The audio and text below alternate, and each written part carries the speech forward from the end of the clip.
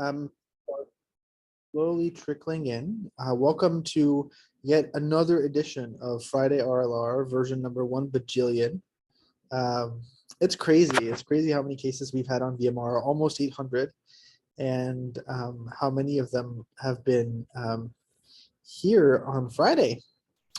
And as always, we need to lean on you to do this. So if you have a case, please volunteer to present. We would love to nerd out with you. I see two faces who are kind enough to turn their videos on. Khalifa and David. How are you guys?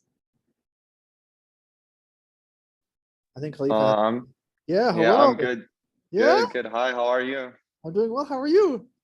I'm great. And where are you calling from today, my friend? I'm at Qatar right now. Amazing. Yeah. And is that home for you, or tell us more about your journey in the world? Yeah, so I'm from Libya originally. Libya, wonderful. But I was born in Ohio, so I lived there most of the time. Yeah. And then now I go to medical school in Qatar.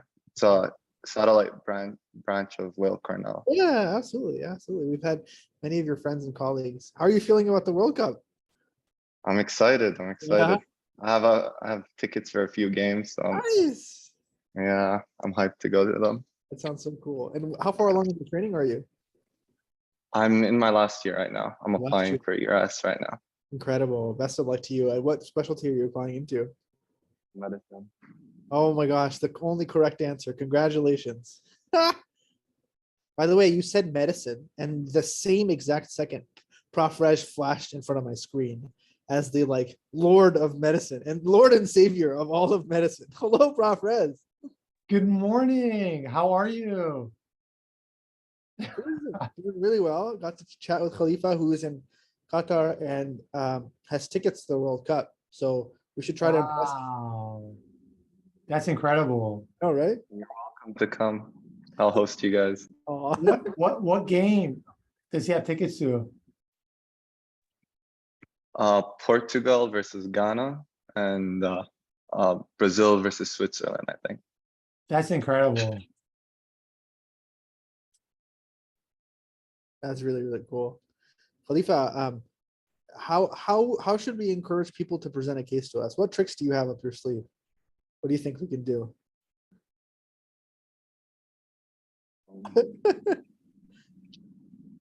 Yeah, see, it's hard, isn't it?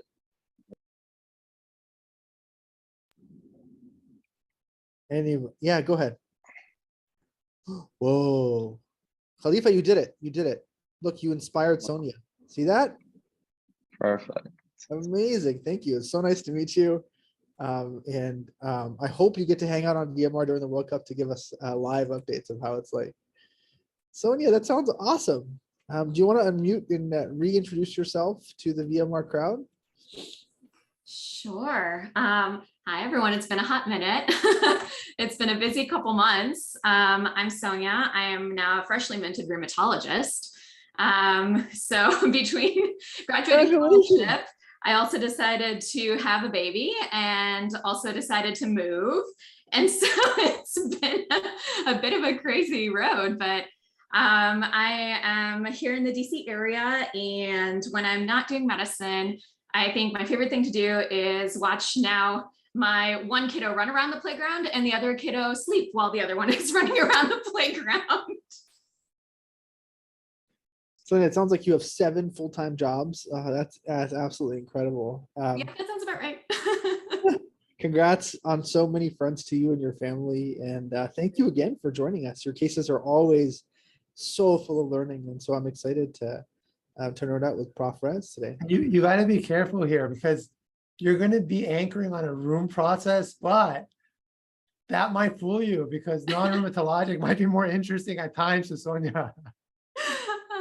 Everything that thinks it's room might not be room, and everything that thinks it might not be room is always room. But if we believe Dr. House, it's always and also never lupus. So, you know. I feel like we're getting pearls already from Sonia. Already, take it away. We're ready whenever you are. All right. So this was a patient I was seeing in the office. And she came in from another physician carrying a history of seronegative RA. And she had not been on any treatment for it for a while. But she was coming in now to see me because her joints were starting to bother her. And this was pain predominantly in her ankles, but also in a few other joints. So I'll tell you that the pattern of joint involvement was she was complaining about pain in her ankles, pain in the small joints of her hands, and pain in her wrists. And so I'll kind of pause there and get your initial thoughts before I give you more details. I just got a text from Robbie saying, "Go first, beautiful." Oh my gosh, what a funny person. I want to show the audience something, and I'll tell you why. Because really, at this first juncture, we have to ask the question: is this RA or not? Right? Like, this patient has this. Anytime you hear the word seronegative with any condition, you have to pause and say, does this patient have rheumatoid arthritis? So let me show you what I'm looking at to help make that decision.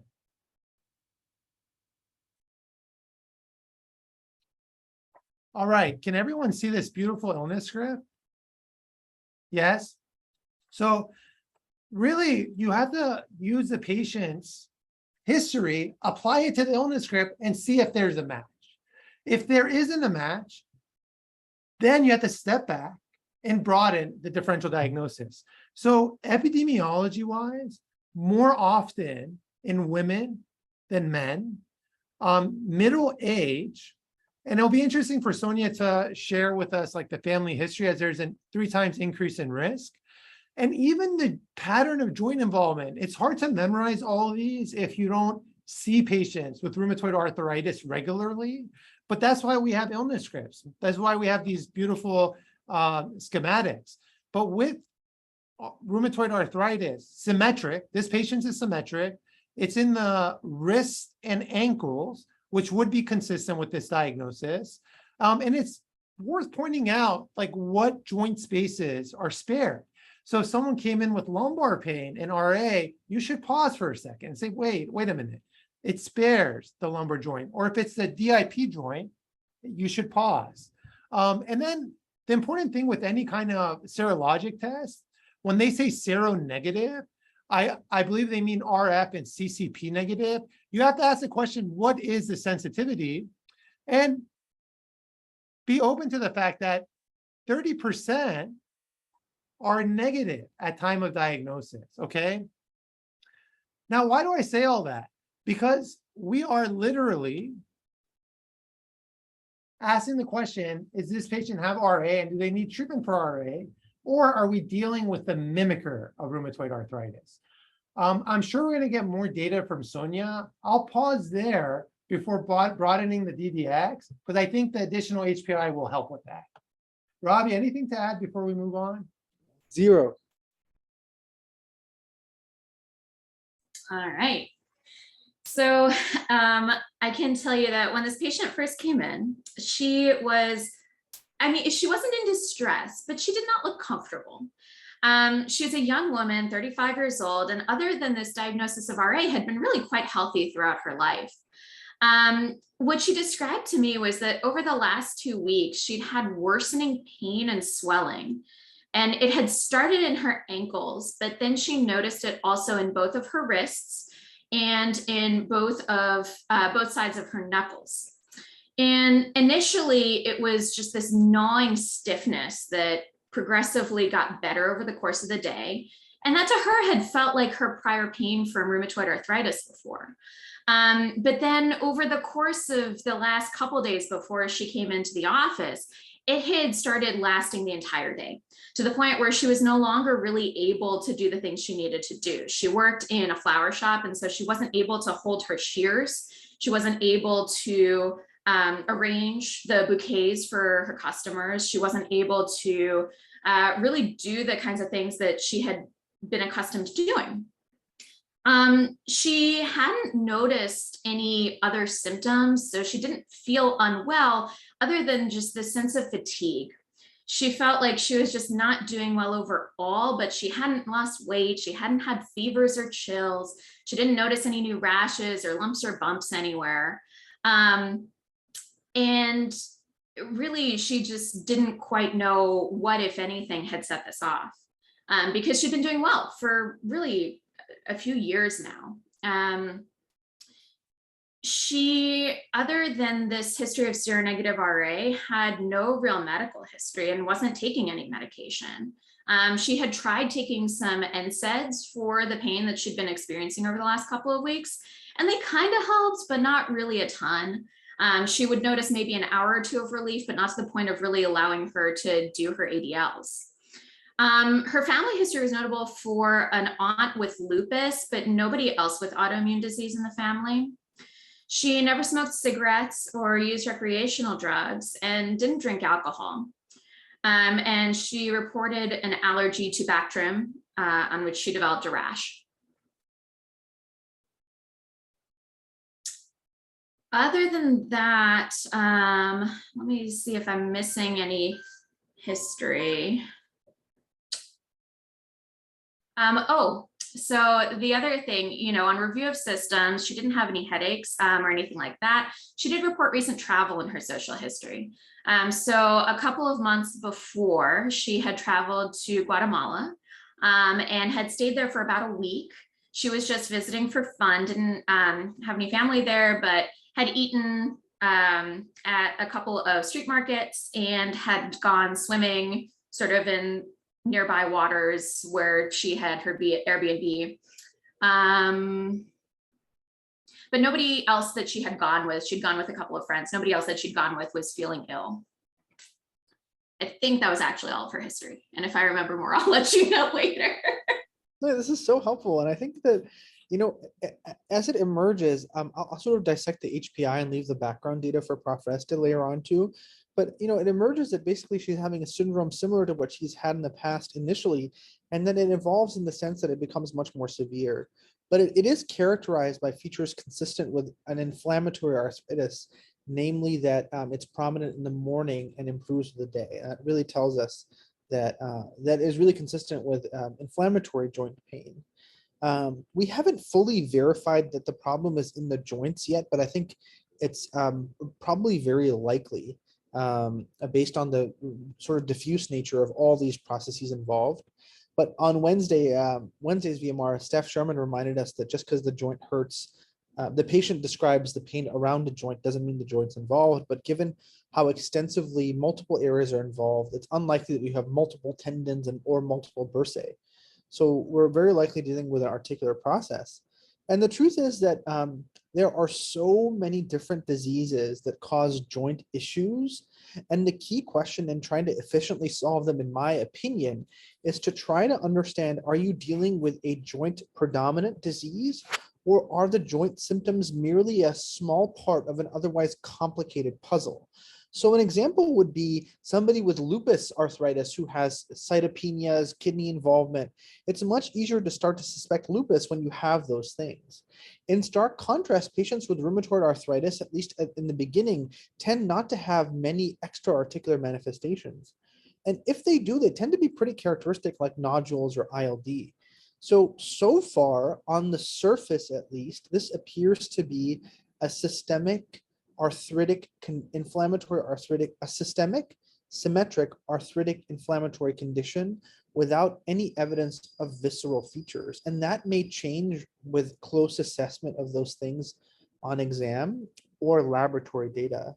And for me, in the rheumatological world, when things remain isolated to just the joints in a systemic symmetric manner, RA is a leading consideration, followed by relatively unusual presentations of the many spondyloarthropathies, including ankylosing spondylitis or IBD-related disease, and then close attention to the non-rheumatological diseases that can mimic them, namely infectious causes of arthritis and the rare but important overlap of paraneoplastic arthritides. So what is the story? The story seems to be focused on the joints. And if it remains focused on the joints, that differential diagnosis from a rheumatological perspective, it's pretty limited to RA and the spondyloarthropathies, but the things that are adjacent to the rheum category are paraneoplastic and infectious. So that's where I'm at now, and I'm really curious to see how the background helps us, and we're also curious to see if we reframe this case as a systemic disease with some arthritis. All right, Prof. Rez, mic to you. Yeah, thank you, Robbie. I think this is what the background data does for me. Once again, and I'm sure Sonia did this diagnosis of seronegative RA, I think it's important to know how she received this. And I bet it's on imaging plus a compatible clinical history. The one thing I'll say is I always confuse like inflammatory joint pain versus non-inflammatory like osteoarthritis in terms of its clinical presentation. I'm going to teach you a memory aid where you'll never forget which one worsens with activity and which one gets better with activity, because we know inflammatory back pain, it's worse in the morning. OA, osteoarthritis, right? Ouch with activity. So if someone comes in, osteoarthritis can mimic RA, and they give you that story that throughout the day, it worsens. This is such a common condition that it would be a mistake not to think of it. We're in a CPS format, but we still have to respect the base rate of disease.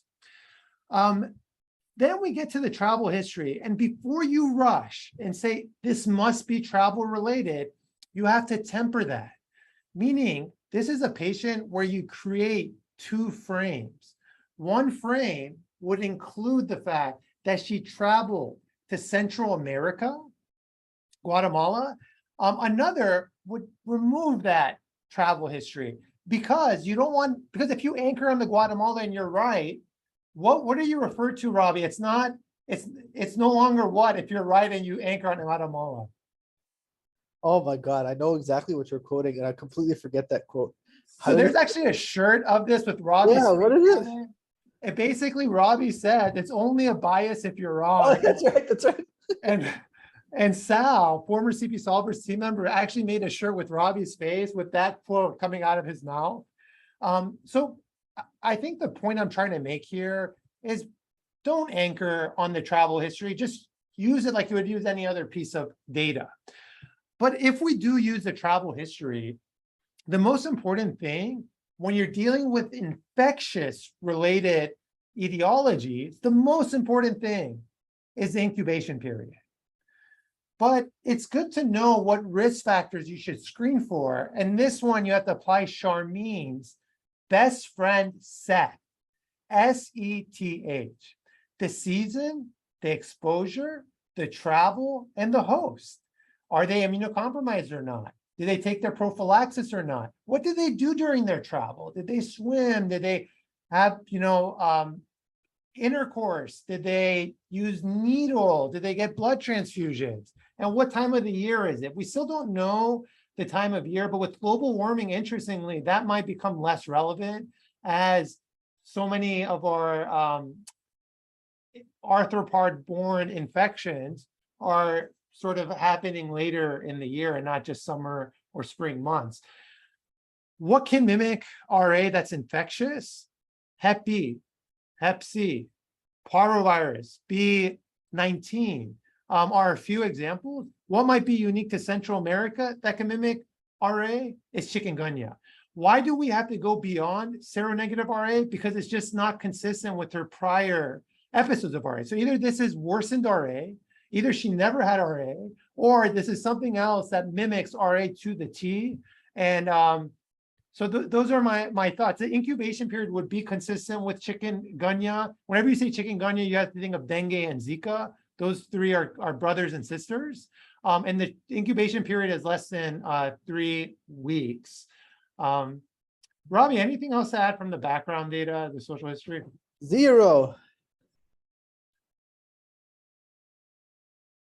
One thing, Right, you guys Sonia, actually- can I ask you a question? I'm sorry to say Please. this, but it would be a mistake for us not to ask you to give us feedback, like in real time, not so much spoil the diagnosis, but you have way more rheumatologic or maybe medicine knowledge than I'll ever have. So please give us feedback if we say something that's wrong, or if you want to add a teaching point in addition to presenting. Thank you. Oh my gosh, definitely not more medicine knowledge than you guys have, that's for sure.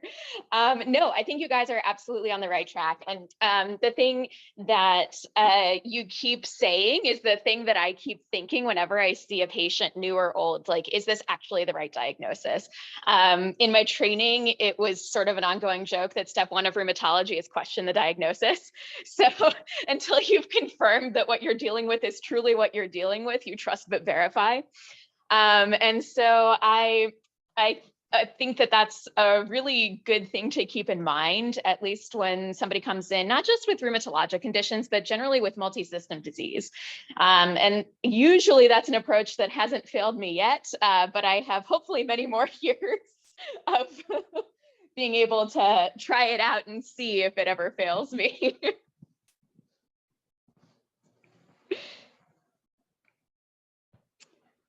But I think in terms of like the differential for the different etiologies of what we're dealing with and the syndrome that you guys have labeled, it's exactly how I would approach it, and I don't have much to add. So what I can tell you is that after getting this great history, I was like, okay, and you know, our feelers were up a little bit for, is this really what is happening here? So we said, okay, let's take a step back. Let's do a really good exam. Let's make sure that we get all of our information, not just subjectively what the patient has to say, but also objectively. And so her vitals were unremarkable. Her general exam was notable just for discomfort from pain. But she had a little bit of trouble getting up onto the exam table. And I asked her if she needed some help, and she said, oh, you know, no, I've been managing like this. I'm like, what do you mean like this? And she's like, I just need to like stop and like breathe for a minute. I'm like, what do you mean you need to stop and breathe for a minute? And so I listened to her lungs, and she's got crackles, bibasilar crackles in her lungs. She's not coughing. She's like, yeah, no, I mean, like, I've just been so tired. And I'm like, well, what do you mean by tired? And so at this point, she tells me that it's not so much that she's like sleepy, but when she walks, she can't really walk very far before she has to take a rest. And based on that exam, we checked an O2 sat in the office, which is not part of our, you know, basic vitals. And it was okay. Her cardiovascular exam was okay. She wasn't tachycardic. She didn't have any murmurs. She didn't have any lymphadenopathy. She didn't have dry mucous membranes. And her abdominal exam was pretty benign. But we did notice that on her skin, she had these red, almost purple nodules. And we were like, have you seen these before? And she's like, no. And we push on them and she's like, ouch. And we're like, really, you've not seen these before? And she's like, no, I mean, like, my ankles have been hurting so much, I didn't even notice them. I have no idea how long they've been there.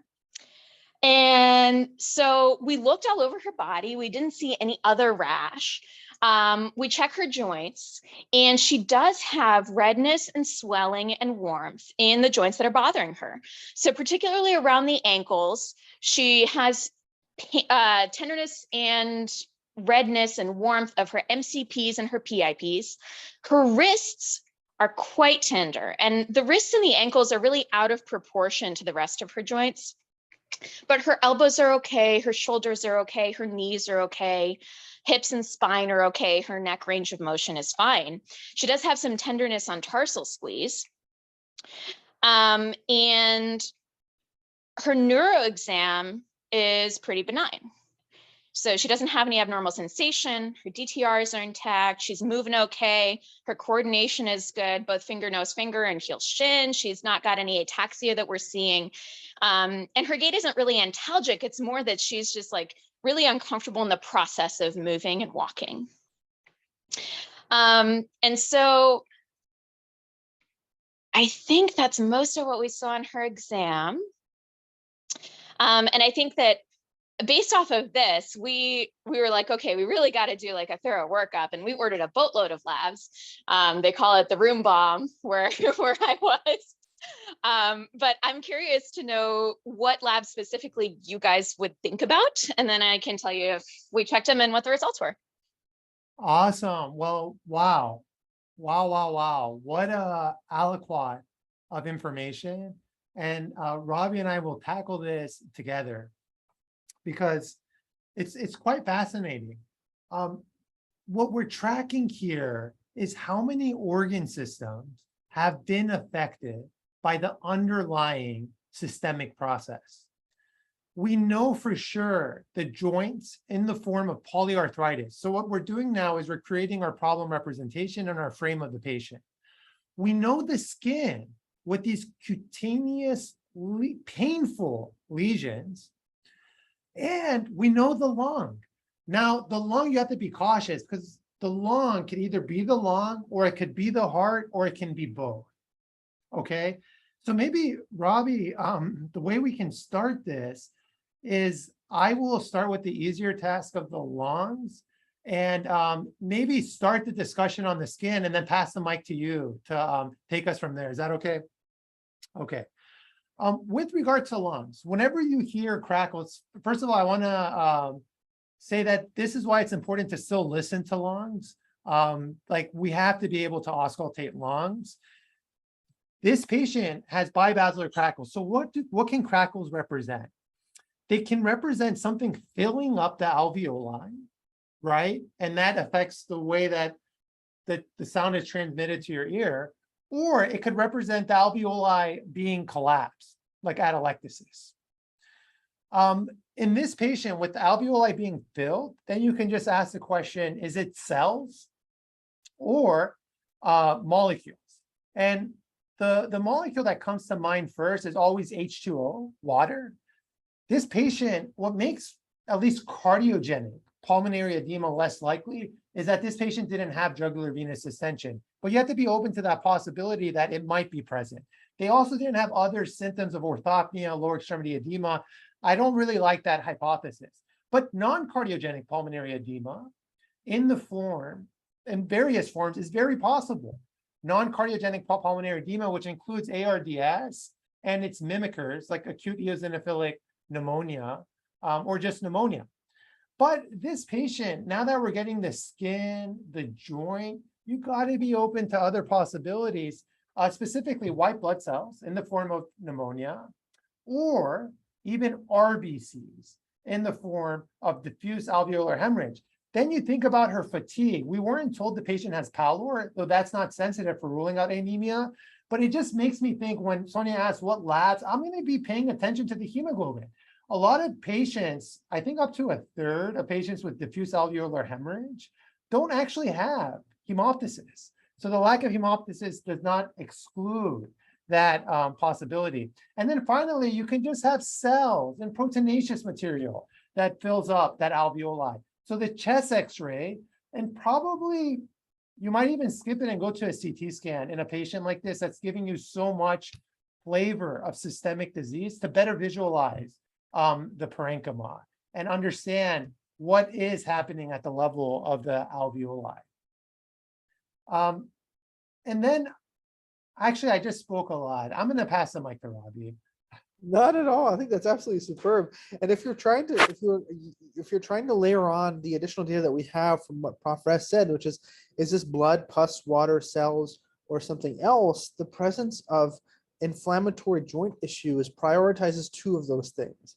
And the peak priority is to cells, to suggest that there's some sort of inflammatory lung disease or ILD, but you have to be open to the possibility that it actually is blood as a manifestation of DAH, which may also be related to an autoimmune disease.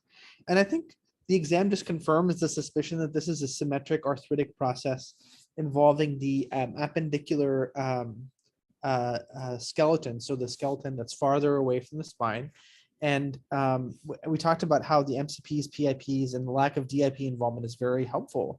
And I think for me, the question is, well, what value does the skin offer in this situation? And I think to answer that, Sonia, can you mind telling us where those nodules are? Is there a sense of a distribution, or are they kind of everywhere? Or what did you notice? Excellent question. They were predominantly on her legs.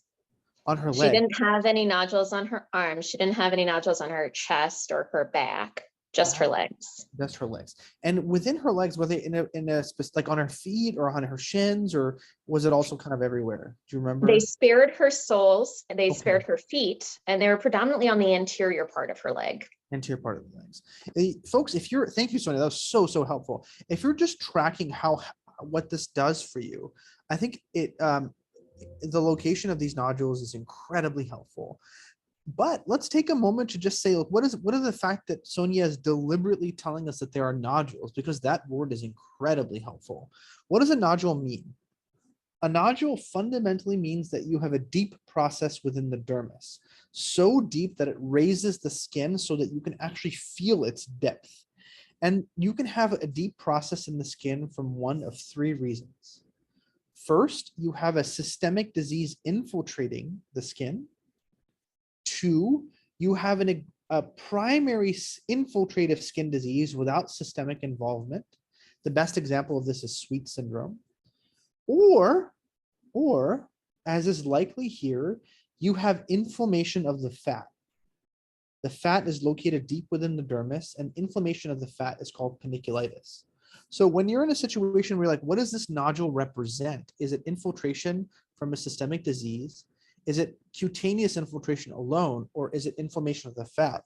Here, the location of being restricted to the lower extremities gives high priority to paniculitis, or inflammation of the fat.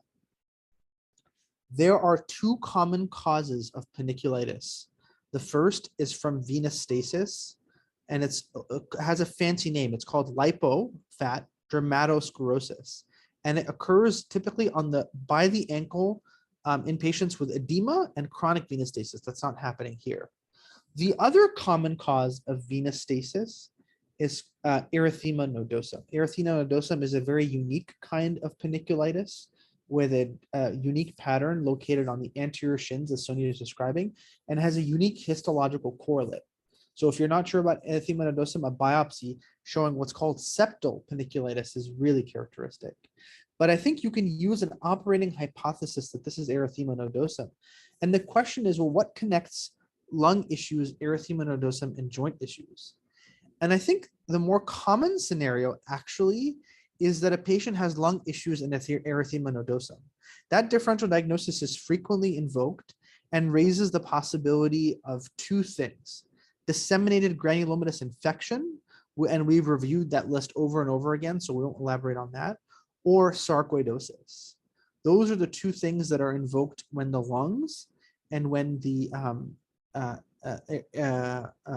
in lungs plus erythema nodosa. And when you start to incorporate the joints, it starts to get really interesting. And I'd love to dance with Prof. Rez to iron this out together, because as soon as the joints are added in, it gets to be an unusual and intriguing combination. So, Prof. Rez, any thoughts about all that first? Anything you want to add to it? And then where did your mind go by trying to marry in the joint process here? And I have to sit up for this conversation.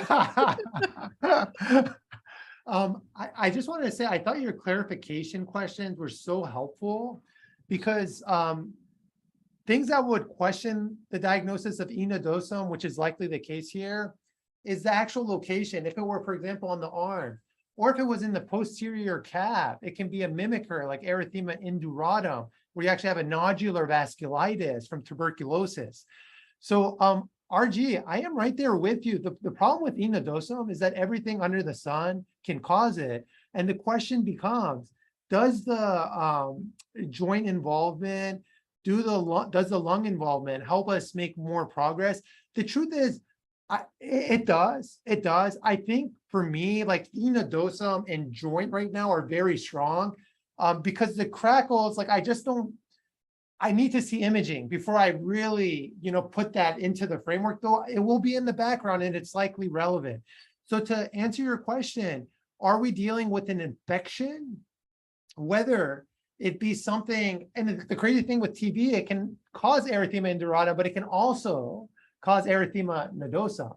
So are we dealing with an infection? And the duration of that E. nodosum is going to be helpful, like how long she has it. The patient didn't volunteer, like she didn't even report that as an issue. So I'm thinking that it's more subacute than acute on onset, or she would have went immediately to her primary care doctor. But almost like any infection, I'm open to like these granulomatous infections, whether it's TB or its cousin, like histoplasmosis.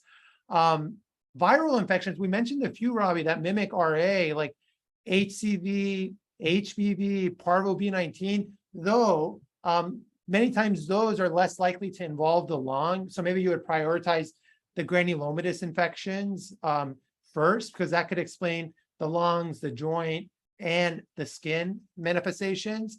But how about if the RA was the wrong diagnosis from the start? Could this be compatible with seronegative spondyloarthropathy, like inflammatory bowel disease with extra intestinal manifestations? Could this be sarcoidosis? It certainly is possible. So doing this dance with you, could this all be paraneoplastic? Less likely given her age, but she would be at risk of lymphoma, and that can manifest like this. So I think, what would I do next? I would get a CT of the chest.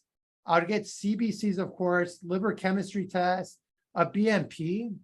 As far as the more exotic workup, I would consider sending serology for chikungunya, parvovirus B19, hepatitis serologies. I would send the UA to see if there's a lesion at the level of the glomerulus that may help narrow the DDX. For example, if the patient has nephrotic range proteinuria. So I would send the UA to see if there's albuminuria. I would send an HIV test for sure in this patient. And honestly, yeah, I think, Robbie, that would be the start of my diagnostic process. She's in clinic. I think I would actually encourage her to go to the ED or directly admit her. And I'll tell you why. Because something's happening systemically, and it could be something that could potentially become quite aggressive. If this was isolated enodosum, I would not send her to the ED. I would not, because that could, I would review the meds, I would do a pregnancy test, all that kind of stuff. But now we're saying lungs, we're saying, joint inflamed. At least I don't think you can be right or wrong, but I want to pass the mic back to you. I know we're dancing a little too long here, but both, because you're an ED doctor, and I feel like you have a really good sense. Anything else you would add? Where would you triage this? I know we're not there to see the patient, but how would you take this? Yeah, no, I think that I only have two no-miss things on my mind. The first is making sure that this is not strep-related rheumatic fever, and like you said, that the crackles are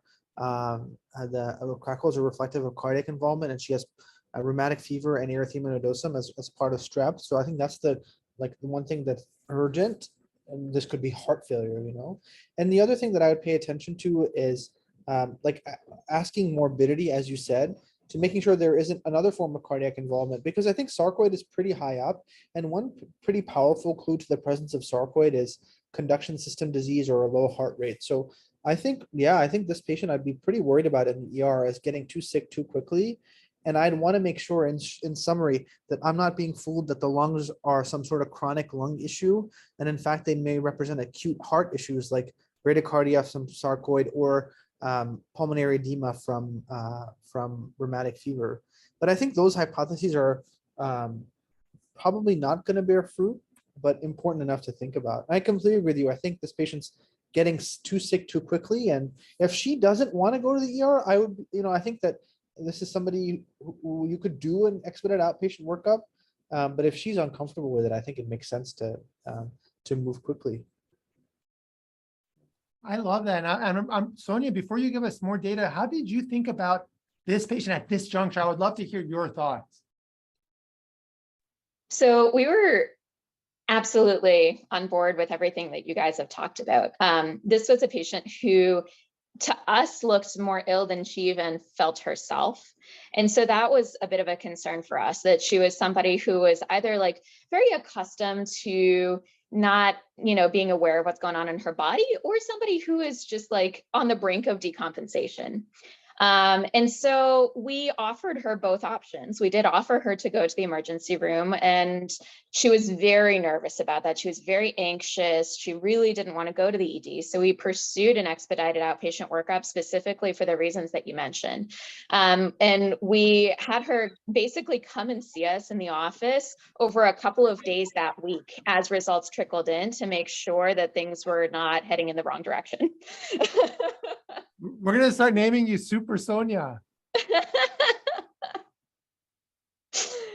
So what I'll tell you is before we even got her labs back, we sent her to our in-house imaging facility, and we wanted to at least get a chest x-ray and joint films, but while we were waiting for her blood work to come back. And so I'll go a little bit out of order, but I'll tell you that her chest x-ray was actually unremarkable. Did not show a darn thing. And her joint films were pretty interesting in that they were also unremarkable. There were no erosions, there was no joint space narrowing, but there was pretty significant soft tissue swelling around the ankles and the wrists. A little bit of soft tissue swelling around the MCPs and PIPs. But no crystal disease that could be seen, no chondrocalcinosis, no like really dense soft tissue stuff.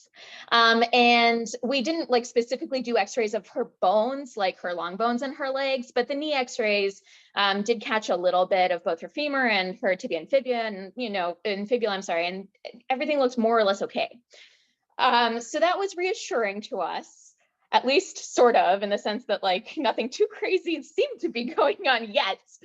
But then the next day we got her labs back. And what I'll tell you is that in addition to the basic CBC and the liver functions and infectious workup, we did also check some of our rheumatologic labs at the same time because we wanted to, first of all, minimize delay to diagnosis.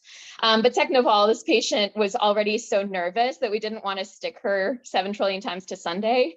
So we checked all of our room bomb things at the same time.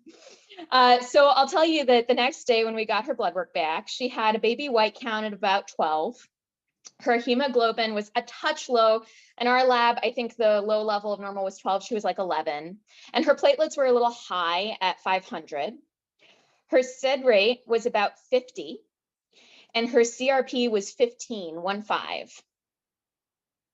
Her chemistry, her kidney chemistry was unremarkable. Her creatinine was stone cold normal. Her calcium was a touch high. I think the upper limit in our lab was like 10 point something, and she was 10.5. Her phos was normal and her mag was normal. Her albumin was 3. Her total protein was, I want to say like 6, 7, unremarkable. Her AST and ALT were in the 200s. And so in terms of the infectious workup that we got, the serologies for Hep B and Hep C came back negative. We did HIV testing, which was negative.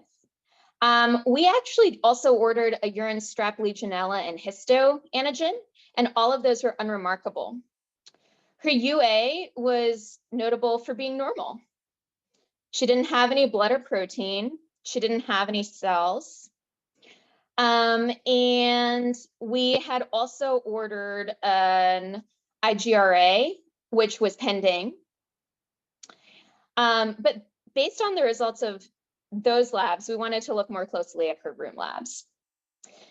So then I'll tell you the room labs took another day to come back, but I will tell you what we saw. We checked an ANA by immunofluorescence, which was negative. By that same token, again, just to expedite the process of diagnosis, we had checked all of the subserologies and extractable nuclear antigens, which were negative. Normally, we wouldn't necessarily do that. We might wait for the immunofluorescence to come back. But in this patient, again, we wanted to really minimize any potential delays to diagnosis.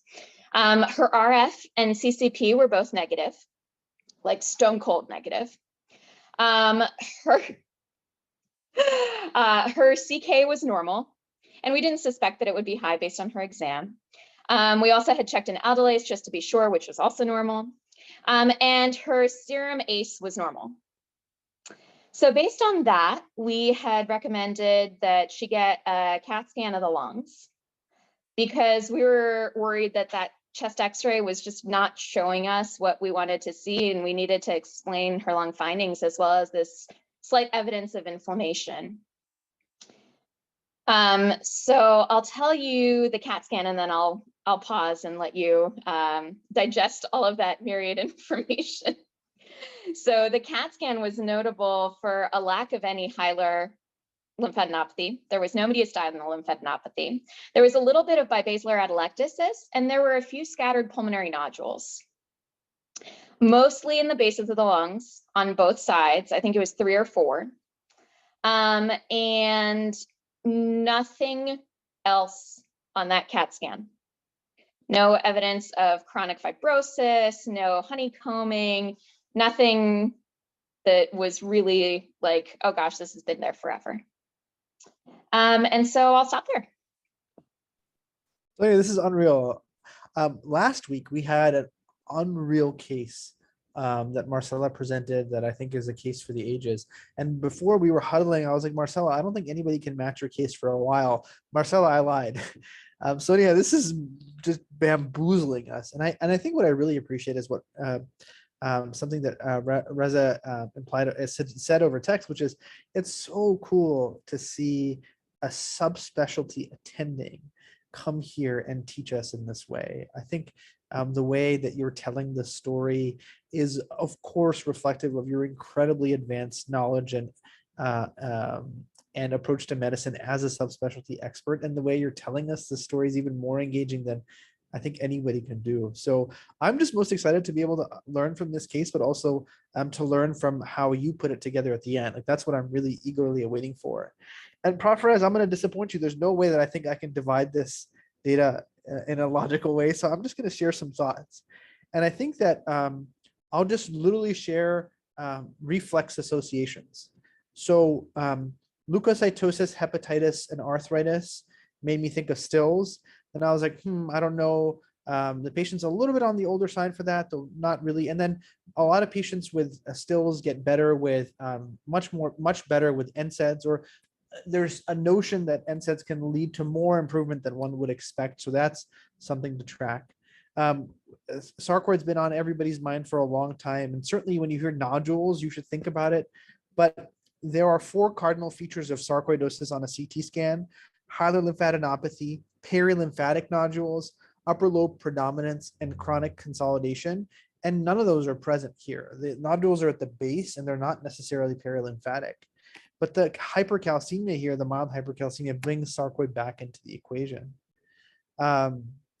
So I'm not really sure what's going on. I think the no miss thing here, like how would you make, I don't know how you would make more progress at this time. It seems really, really tricky, and you might be entering empiric treatment realm, honestly, with the one checkbox to make sure that you're an arthritis and a dermatitis syndrome isn't some sort of complex post-streptococcal reaction.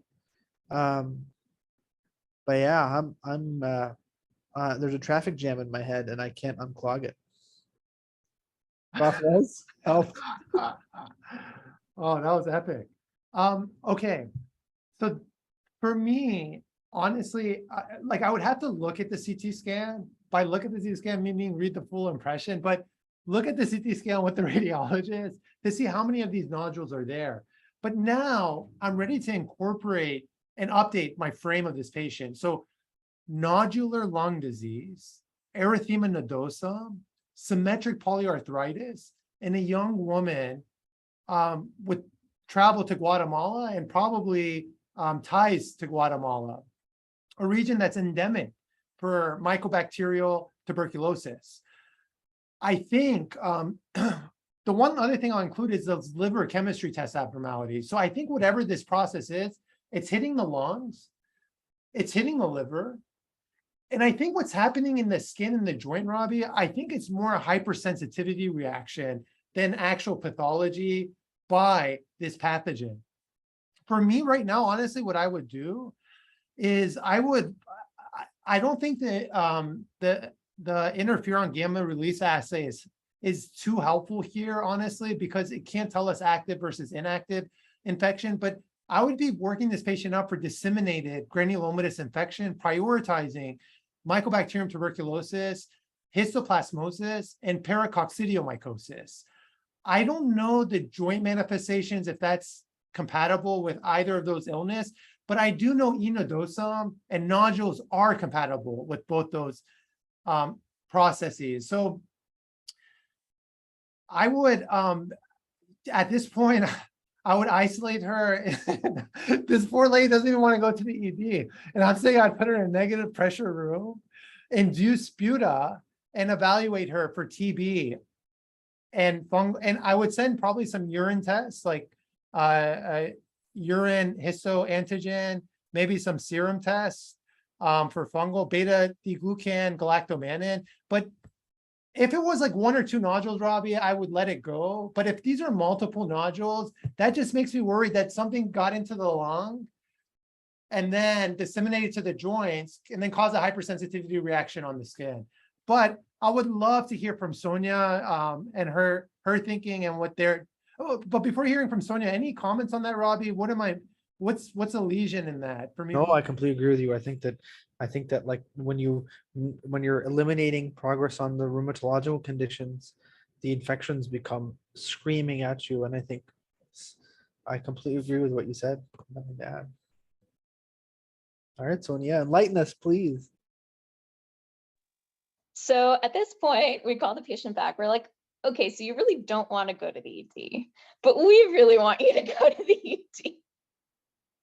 And what I'll tell you is that she finally did agree. We did get a negative result on her IGRA, but we wanted to make sure that we weren't going to make her worse by treating her empirically.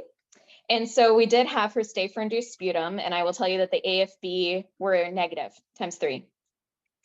So at this point, with the negative urine antigens that we had for histo, Legionella, strep, with the negative TB, or rather TB that was at least ruled out, we felt that the combination of enodosum with this hypercalcemia and this what really seemed to be a periarthritis, even though it wasn't pure Lofgren syndrome, there wasn't that adenopathy that we talked about, was pretty suggestive of sarcoidosis. And so we did treat her empirically with a moderate dose of steroid, which fortunately we'd already done our hepatitis and TB testing for, because whatever else she will get to spare the steroid, she will need to know at least her risk of reactivating those conditions. And she improved pretty quickly, which is not to say that this is necessarily sarcoidosis, because lots of things get better with steroids. But the thing that really made us feel better about it is that her LFTs got better too. So as her overall inflammatory response improved, so did her LFTs, and just on that moderate dose of prednisone. So all in all, there's still a little bit of cautious watching and waiting, because this wasn't like a prototypical sarcoidosis patient. That said, we felt it was probably the most likely diagnosis given our reasonable exclusion of malignancy and infection. My mind is blown. I'm going to pass it to Robbie, but I just want to make one comment, and I hope anyone who's listening, I'm sure all of you are like this. Look at the humility that's displayed by Sonia. What do I mean by that? I've seen so many people present and say it must be this diagnosis, not leaving any room to error. For someone to be so honest about the fact that this isn't slam dunk sarcoid, it could still be something else. We're keeping the door open. To me, if you take anything from that case, is never change that, because you'll get in trouble if you're too arrogant, if you're too aggressive. And Robbie and I have seen this way too often where, yeah, so I just wanted to applaud you, Sonia. It's like such a great example for myself and anyone who's listening to this case on YouTube or at home. I couldn't agree more, Sonia. This case is so full of learning, from teaching us about how seronegative RA can fool you, and to like pushing us to recalibrate this case as like completely unrelated to that initial diagnosis. And maybe she's had sarcoid flares before that presented similarly to this, and this is round number 2 or 3. Absolutely humbling case. I don't want to reflect more because I really want to learn from you. And I'm curious, like, what learning you took away from this case, what learning you would pass on to people you would teach that that you think we can benefit from before we pass the mic to the combo of Leah and Shima for teaching. Oh my goodness. I mean, I think that this just cemented for me question, trust but verify. You know, seronegative RA is that kind of diagnosis for us, but I've started to think of it more with patients who come in complaining of things that somebody else has called fibromyalgia too. I had sort of a very humbling experience with a patient who had terrible Sjogren's syndrome, like the worst Sjogren's syndrome I've ever seen, with neurologic complications and lung complications. And that was initially diagnosed as fibromyalgia because people couldn't really figure it out, and there was this widespread pain. But generally, I think that this patient it really taught me that, yes, seronegative RA should be a flag for questioning the diagnosis, but it should also be a flag for like taking a step back, not just questioning the diagnosis, but questioning what the patient's coming in with, making sure not to miss things, because sometimes, that's the reason that we're supposed to be the experts. We're supposed to like help patients figure out what's going on. They don't know, and it's not their responsibility to know. Like nobody's going to come in saying, oh, I have sarcoidosis. So helping the patient, not just to feel better, but also to like be that expert voice and be the person who's able to like look for the things that somebody else might not know are important to find. That was something that I took from this case too. Gosh, that's such wisdom, and I can't wait to spend a little time going through this journey again and reflecting on it. There's so many learning points here that I really, really appreciate you, as always, making time in your very busy schedule amongst your many other roles to come and present to us. It's a real treat. Thank you, Sonia. All right, It Leah. is a real treat to be here. I just want to say thank you, because this is such a unique format and so wonderful to read the chat and to hear your guys' thought process and like just get to witness the amazingness that happens when a whole bunch of people from all over the world get in a room together and talk medicine and nerdiness. Way too kind, as always. But yes, two people from across the world, Shema and Leah, who actually met on VMR, got to know each other through VMR, and then met in person thereafter. So I think, Sonia, your comments are especially timely. Take it away, guys. Yeah, I will start with the teaching points, and it is true, VMR goes far beyond these meetings that we have online, which are amazing. Thank you, Sonia, for presenting the case. I think I love Room because, first of all, I just think it's so interesting, but I think there are so many general clinical reasoning pros we can learn from thinking through these cases. And so we started off with this patient who had this presumed diagnosis of seronegative RA. And so first we talked about kind of the illness script and the things to know how to make the diagnosis, and especially with lab markers for rheumatologic diseases, it's always helpful to know the sensitivity and specificity of these markers. And we learned that 30% of our A diagnoses are seronegative, but it's always important to be open to question diagnoses that have been made. And then because this was a patient who presented with joint pain, we discussed the difference between inflammatory and degenerative or non-inflammatory joint pain. So things that would be typical for more inflammatory joint pain is morning stiffness that resolves over time during the day. Then this typical inflammatory symptoms of swelling and warmth and pain. And then Reza gave us this helpful mnemonic or thing to remember, osteoarthritis, ouch with activity. So the opposite of inflammatory pain, but be aware that even degenerative joint pain, there can be like an activated osteoarthritis, which can also present as more inflammatory.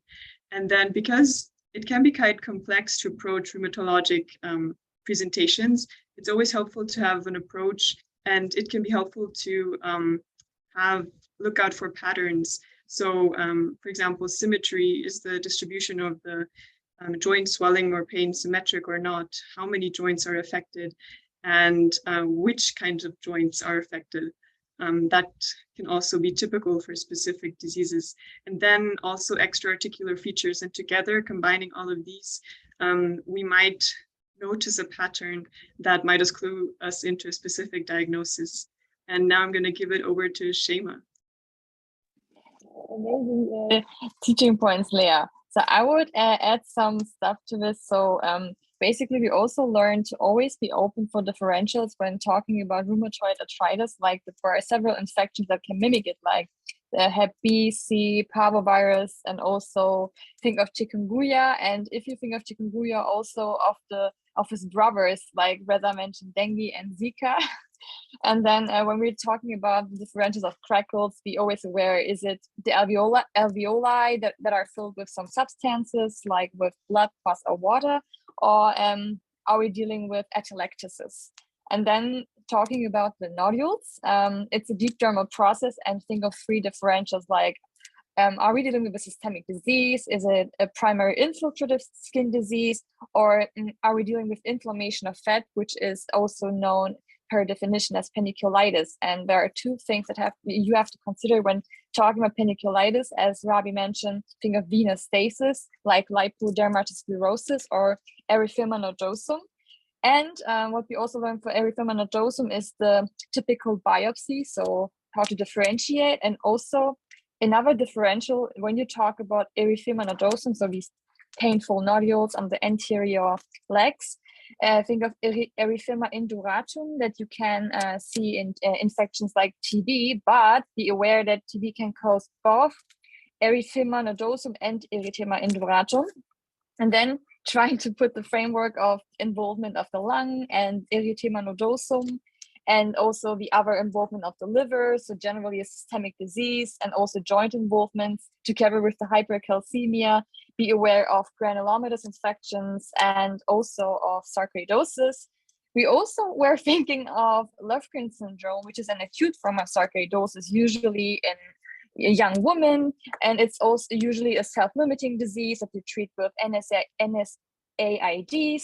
And there you have the typical triad with bihilar lymphadenopathy and polyarthritis and erythema nodosum. But we learned that there are several features of imaging on sarcoidosis. Like you don't always have to have bihilar lymphadenopathy, where also things like perilymphatic nodules. And also what is very typical for sarcoidosis is the upper lobe predisposition. So thank you, Sonia, so much for this amazing case and also for this amazing discussion. And I love to make the teaching points together with Leah.